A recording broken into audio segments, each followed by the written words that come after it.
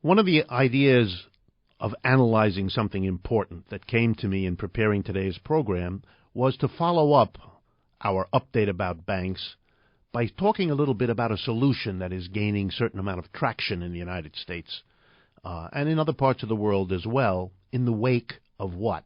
Of all those banking scandals we talked about earlier.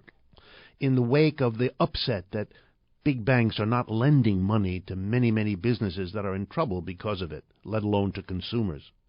And finally, in the wake of that too big to fail scandal, in which the big banks claimed they had to be bailed out by the government at enormous public expense because it was too dangerous to let them fail because they take down the whole economy with them.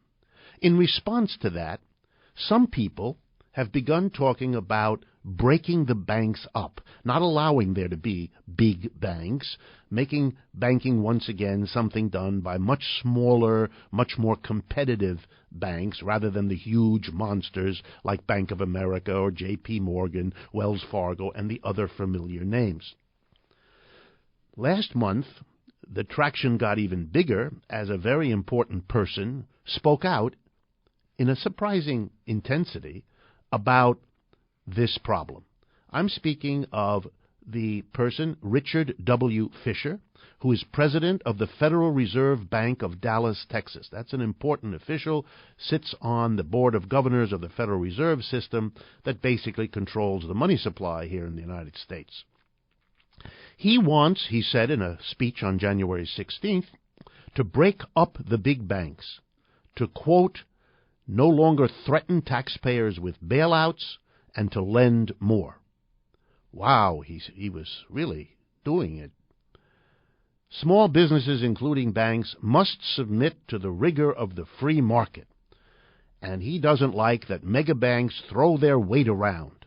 They have too many shareholders to police the risk and to enable them, because they're so big, they can elude regulators. And he points out a statistic well known to watchers of banks.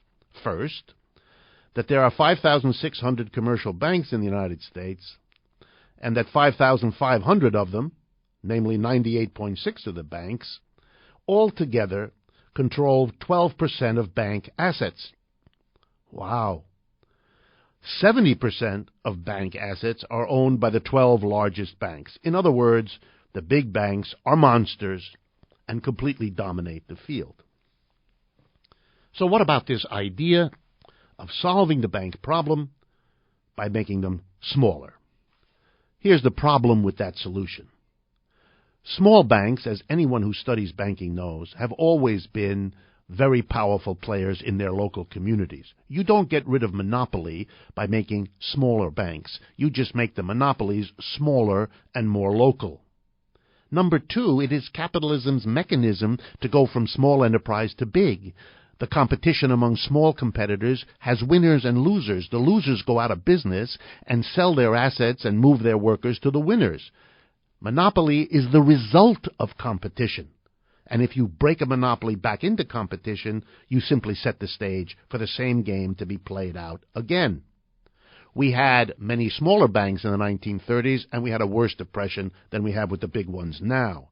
In other words, breaking banks into smaller units isn't a real and a serious solution. Here's one that is. We ought to change banking. It ought to be controlled by the people from the top by making banks a national service we provide people. It's too important to be left in the hands of private bankers. They have driven us to distraction and abused us in more ways than you can count. But it shouldn't just be control from the top.